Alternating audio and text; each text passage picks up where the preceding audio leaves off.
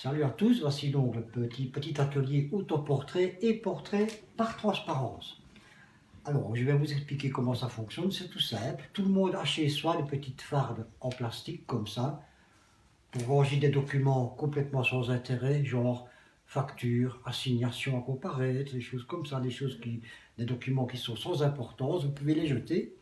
Et vous gardez précieusement la farde en plastique. Attention, il faut absolument que ce soit du plastique lisse. Beaucoup de ces fardes-là sont grainées, et là, on ne sait rien faire du tout. Une fois que vous avez réussi à trouver ce petit réseau, la farde en plastique lisse, il faut la découper avec des ciseaux. Vous découpez tout autour pour avoir deux feuillets. Parce qu'avec le double feuillet, on ne voit pas bien, ça ne fonctionne pas bien. Une fois que c'est découpé, vous trouvez un miroir quelque part dans la maison. Et vous collez le plastique plus ou moins à hauteur de votre visage. Ensuite, on prend un marqueur noir indélébile si possible, parce que ça tient mieux sur le plastique. On s'approche un peu, et à partir de ce moment-là, le modèle, moi en l'occurrence, il ne faut plus bouger du tout. Et alors, avec le marqueur, on essaye de suivre le contour du visage. Je vous montre, je ne vais pas tout faire, je vous montre juste un peu comment ça fonctionne. Alors, c'est un petit atelier facile à faire. Et ce qu'il y a, c'est que généralement, ça peut générer des fous rires en famille assez extraordinaires parce que vous allez voir que le résultat que ça donne est parfois assez surprenant. Donc, on essaye de suivre tout le contour du visage. Une fois que ça est fait, je me retourne. Vous récupérez le cello terminé et vous placez une feuille blanche derrière pour voir ce que ça donne.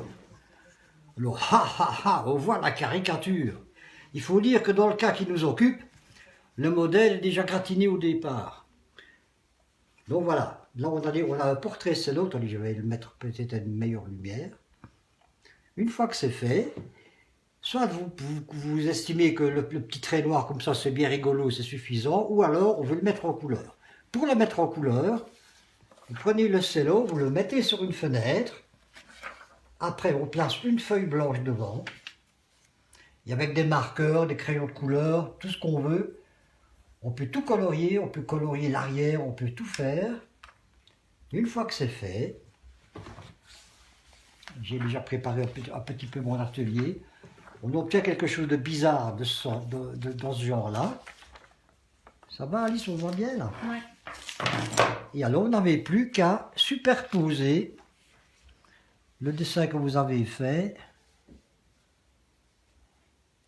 le plus exactement possible. Et voilà, vous avez un petit portrait de famille complètement barjot, un peu fou, mais très drôle.